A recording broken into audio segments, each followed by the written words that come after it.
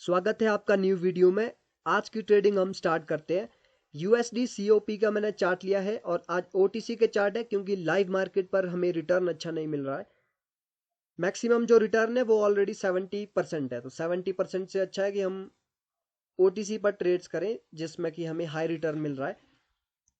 वैसे आज ही ऐसा है लेकिन और टाइम तो अच्छा रिटर्न मिलता है उसमें, तो इसी चार्ट पे ट्रेड करनी होगी। और इस चार्ट में गैप अप गैप डाउन भी चल रहे हैं, तो उसी को भी हम कैप्चर करके ट्रेड मार्केट में ले सकते हैं। अभी इस वाली कैंडल पर क्या हुआ है, मार्केट ने हाई के ऊपर हाई लगाने के बाद हमें एक कैंडल का वेट कंटिन्यूएशन दिया है, तो इस कैंडल पर ट्रेड तो हो सकती है, बट आई थिंक इसने किसी लेवल्स के फेक ब्रेकआउट किए हैं, तो ये वाली कैंडल रेड भी बन सकती है। अभी मार्केट में ट्रेंड क्या चल रहा है, ट्रेंड हमारे पास अपवर्ड डायरेक्शन का है क्योंकि लोअर हाई लेवल का ब्रेकआउट हो चुका है और मार्केट में नीचे से डब्ल्यू पैटर्न की फॉर्मेशन भी हुई है, रिट्रेसमेंट भी हो चुकी है, कंटिन्यूएशन भी दे दिया है। मार्केट अभी यहाँ से काफी ऊपर की ओर ट्रेंड अपना जनरेट कर सकती है, तो पॉसिबिलिटीज क्या है मार्केट की, लोअर हाई लेवल तक मार्केट जा सकती है ऊपर वाले। इस वाली कैंडल को देखने के बाद हम नेक्स्ट कैंडल पर ट्रेड कर सकते हैं। इस वाली कैंडल को दिक्कत अभी कहाँ हो रही है, प्रीवियस ग्रीन कैंडल जो है स्पिनिंग टॉप इसकी अपर विक पर, तो इसकी क्लोजिंग देखते हैं ये वाली कैंडल कहाँ क्लोज करेगी, उस हिसाब से हम नेक्स्ट कैंडल पर ट्रेड करेंगे।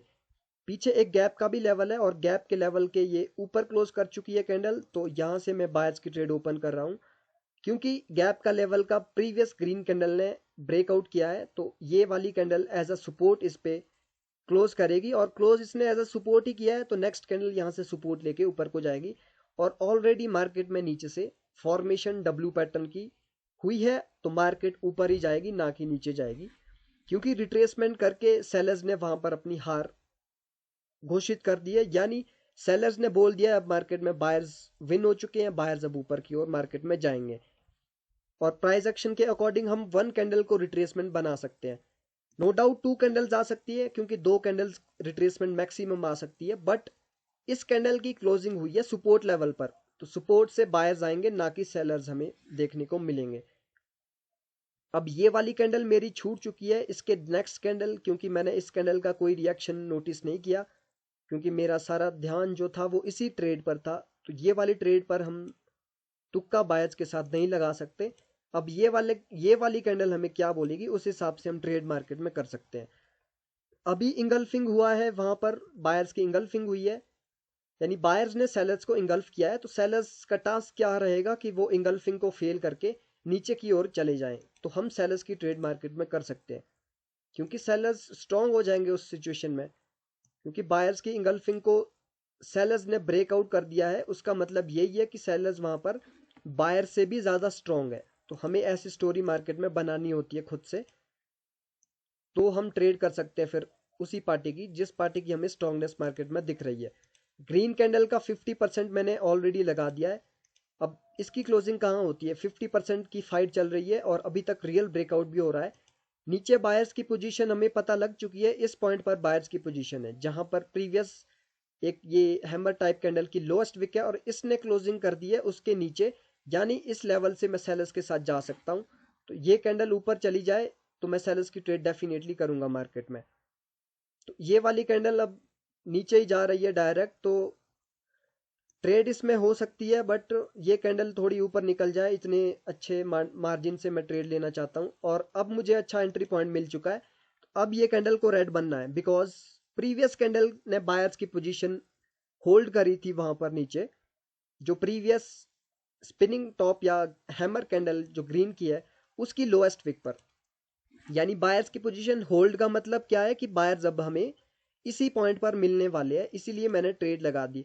अगर ये कैंडल पहले ऊपर जाती 50 को टच कर लेती, मैं वहां से मल्टीपल ट्रेड्स ओपन कर सकता था, पर इसीलिए मैंने एक ही ट्रेड ओपन करी वहां से क्योंकि रेजिस्टेंस उसने फील नहीं किया था और बायर्स की पोजीशन ज्यादा दूर नहीं थी, वहां से काफी नजदीक थी, तो ऐसी सिचुएशन में हो जाता है कभी कभार कि कैंडल रिवर्स भी कर जाती है। ये ट्रेड मेरी सेकंड ट्रेड थी, सेकंड ट्रेड मेरी विन हो गई है। अब इस कैंडल ने क्या कर दिया, एक हायर लो लेवल का ब्रेकआउट, उसके बाद गैप अप उसके नीचे ही कर दिया है, तो ऊपर से अगर मुझे एंट्री मिल जाए इसमें तो सेलर्स की ट्रेड में कर सकता हूं क्योंकि ये एक हायर लो लेवल है। उसके बाद गैप अप करने का मतलब यही है कि गैप अप किया है ओवरलैप लेवल के ब्रेकआउट करने के लिए। पर इस वाली कैंडल ओके, सो एंट्री मिल चुकी है, मैं सेलर्स के साथ जा चुका हूं और मैंने ट्रेड भी कर ली है। अब लेट्स सी इसका क्या रिजल्ट रहेगा, क्योंकि मार्केट में गैप अप जो किया गया है वो तो सेलर्स ने इस ओवरलैप लेवल के ब्रेकआउट करने के लिए ही किया गया है। तो इस कैंडल को क्या चाहिए कि ये ओवरलैप लेवल का ब्रेकआउट नीचे की ओर कर दे, और एंट्री पॉइंट भी मेरा अच्छा लग चुका है, तो आई होप कि ये मेरे एंट्री पॉइंट के नीचे ही क्लोजिंग कर दे। तो अभी तो इसमें ऊपर जा रहे हैं बायर्स और 3 to 1 सेकेंड बाकी है, और लास्ट सेकेंड में ये कैंडल बन चुकी है रेड। इसने कर दिया फेक ब्रेकआउट ओवरलैप लेवल का, उसके बाद गैप अप कर दिया है, मतलब ये भी रेड बन सकती है कैंडल। तो ये वाली ट्रेड भी हो सकती है रेड की, पर यहाँ पर मुझे थोड़ा रिस्की लग रहा है पॉइंट, तो आई होप कि ये मैं स्किप ही कर दूं। तो ठीक है, ये मैंने स्किप कर दी है ट्रेड। वैसे ये भी रेड बननी चाहिए थी, क्योंकि फेक ब्रेकआउट किया था इस ओवरलैप का, उसके बाद गैप अप नहीं हो सकता किसी भी पार्टी के द्वारा, तो ये गैप अप सेलर्स ने ही किया था। और अब मुझे ये लगने लग गया कि ये ट्रेड मेरी मिस हो गई है आई थिंक अब। तो अब थोड़ा चार्ट चेंज कर लेते हैं, यूएसडी एआरएस। इस चार्ट में गैप डाउन चला है, यानी इस चार्ट में मार्केट में डाउन ट्रेंड है और गैप डाउन हुआ है इस कैंडल में। तो कॉमन सी बात है, गैप डाउन हुआ है तो वो किसी लेवल को ब्रेकआउट करने के लिए ही किया गया है। तो गैप अप गैप डाउन पे कैसे ट्रेड की जाती है वो हमें यहाँ पता लग जाएगा कि ये वाला जो गैप डाउन हुआ है वो किस पार्टी ने किया है। तो ये वाला गैप डाउन किया था बायर्स ने किसी लेवल को ब्रेकआउट करने के लिए, लेकिन बायर्स वो लेवल का ब्रेकआउट नहीं कर पाए, पर बायर्स ने मोमेंटम तो बना दिया है यहाँ पर। मोमेंटम का रूल क्या है? मोमेंटम का रूल ये है कि टारगेट अभी ऊपर का है और सेलर्स की पोजीशन है इस पॉइंट पे। प्रीवियस ग्रीन कैंडल जो ये हैमर की इन्वर्टेड हैमर बायर्स की बनी है, इस ग्रीन कैंडल में सेलर्स कहाँ से आए हैं? वो आए हैं इधर से 10445.58 के राउंड नंबर लेवल से। तो इस बात की कोई गारंटी नहीं है कि यहाँ पर सेलर्स आएंगे ही आएंगे, इसीलिए मैंने बायर्स की ट्रेड ऊपर की कर दी है। तो ये वाली कैंडल को भी ग्रीन बनना है, पर एंट्री पॉइंट मेरा क्योंकि गलत लग चुका है, तो अगर ये छोटी मोटी ग्रीन बन गई तो मेरी ट्रेड लॉस हो सकती है। पर अब ये काफ़ी बड़ी कैंडल बन चुकी है, तो अब ये विन हो जाएगी, पर ओटीसी में ऐसा कुछ भी नहीं हो सकता। लास्ट के 1 सेकंड में भी ये झटका दे के काफ़ी नीचे क्लोजिंग करवा देते हैं, और अब इसमें रिजेक्शन भी आ रही है 5 4 3 सेकेंड, ओके 2 1। तो ये वाली ट्रेड मेरी विन हो गई है, और इस वाली कैंडल में गैप अप हो चुका है। वैसे सेलर्स की पोजीशन तो होल्ड हुई है इस पॉइंट पर, तो ये वाली कैंडल भी ग्रीन बनेगी, पर गैप अप क्यों हुआ है उसका हमें कोई रीज़न यहाँ पर वैलिड नहीं दिख रहा है। तो ये वाली ट्रेड अवॉइड करनी होगी हमें। अगर इसमें गैप अप नहीं होता तो मैं इस पे भी बायर्स की ट्रेड कर सकता था, क्योंकि पोजीशन होल्ड हुई है। होल्ड होने का मतलब सेलर्स इस हॉरिजॉन्टल लाइन पर हमें मिलेंगे, ये कंफर्म था। पर इसमें जो गैप अप हुआ है, इस गैप अप ने कुछ अलग ही सिचुएशन हमें बताई है। तो अब इसने जैसे ही वो होल्डिंग पोजीशन छुई वहां से अचानक ही सेलर्स इस कैंडल में दिख गए हैं। तो अब ये रेड भी बन सकती है, क्योंकि gap up without any reason हुआ है। विदाउट एनी रीजन मतलब यहाँ पर कोई लेवल है ही नहीं, तो गैप अप क्यों हो गया? मतलब वो गैप अप सेलर्स का है, इसीलिए हम तुक्का मार्केट में नहीं लगा सकते। जो सिचुएशन मैंने आई थिंक फर्स्ट ट्रेड थी मेरी या सेकंड ट्रेड थी, उसमें गैप अप नहीं हुआ था और पोजीशन होल्ड थी। तो अभी यहाँ पर कर दिया गया है गैप अप सेलर्स के द्वारा नीचे के सपोर्ट लेवल को ब्रेकआउट करने के लिए, और इसने गैप अप भी किसी सपोर्ट के ऊपर नहीं किया, तो ये वाली कैंडल को रेड बनना है। पर मेरा ज़्यादा ध्यान बोलने पर ही था, इसीलिए मैंने ये ट्रेड स्किप कर दी है, यानी छूट चुकी है मेरी, पर ऊपर आ गई है कैंडल तो मैंने ट्रेड लगा दिया अब यहाँ से। अब जो ये गैप अप किया गया है वो नीचे के सपोर्ट लेवल को ही ब्रेकआउट करने के लिए गैप अप किया गया है सेलर्स के द्वारा। और मार्केट में ट्रेंड क्या है? डाउनवर्ड डायरेक्शन का। ऊपर से स्टोरी क्या बनी है कि बायर्स बायर्स होल्डिंग लेवल पर वीक हो गए थे, और वीकनेस के बाद सेलर्स कहाँ से आए हैं? किसी वो लेवल से आए हैं, वो कोई नॉर्मल लेवल से नहीं आए हैं, वो एक होल्डिंग लेवल है, सेलर्स का बताया गया हुआ लेवल कि सेलर्स वहां पर मिलेंगे। और वहां से सेलर्स इतने स्ट्रांग आए मार्केट में कि वो प्रीवियस ऑलमोस्ट 3 कैंडल्स को इंगल्फ करके नीचे चले गए, तो इसीलिए मैंने ये सेलर्स की ट्रेड कर दी है। और गैप अप गैप डाउन पे हमें ऐसे ही ट्रेड करनी है। अब यहाँ पर भी गैप डाउन हो चुका है विदाउट एनी रीजन, तो ये वाली कैंडल भी रेड बन सकती है यहाँ पर, क्योंकि स्टोरी हमारे पास अलग है। यहाँ मार्केट में लो लग चुका है, लो लगने के बाद गैप डाउन का मतलब यही है कि वो गैप डाउन पॉसिबल है कि वो सेलर्स का हो सकता है। तो इस कैंडल पर अभी सेलर्स की ट्रेड तो नहीं हो सकती, सिर्फ हम गैप डाउन के रीजन से सेलर्स या बायर्स की ट्रेड नहीं कर सकते हैं, हमें और भी कंफर्मेशन चाहिए होती है तो हम किसी पार्टी की ट्रेड्स कर सकते हैं। अभी इस वाली कैंडल को वेट करके नेक्स्ट कैंडल पर हम ट्रेड कर सकते हैं। तो अभी ऊपर से सेलर्स की रिजेक्शन भी इसमें देखने को मिल गई है, और सेलर्स की रिजेक्शन का मतलब है कि ये कैंडल अभी रेड बन सकती है, बट नीचे से बायर्स ने रिप्लाई में फिर से बता दिया है कि बायर्स अभी ऊपर जाने की कोशिश में कर रहे हैं। क्योंकि लो के नीचे लो लग गया है तो रिट्रेसमेंट तो मार्केट में डेफिनेटली आ सकती है। अब ये वाली कैंडल कहाँ क्लोज करती है उस हिसाब से ट्रेड हो सकती है मार्केट में।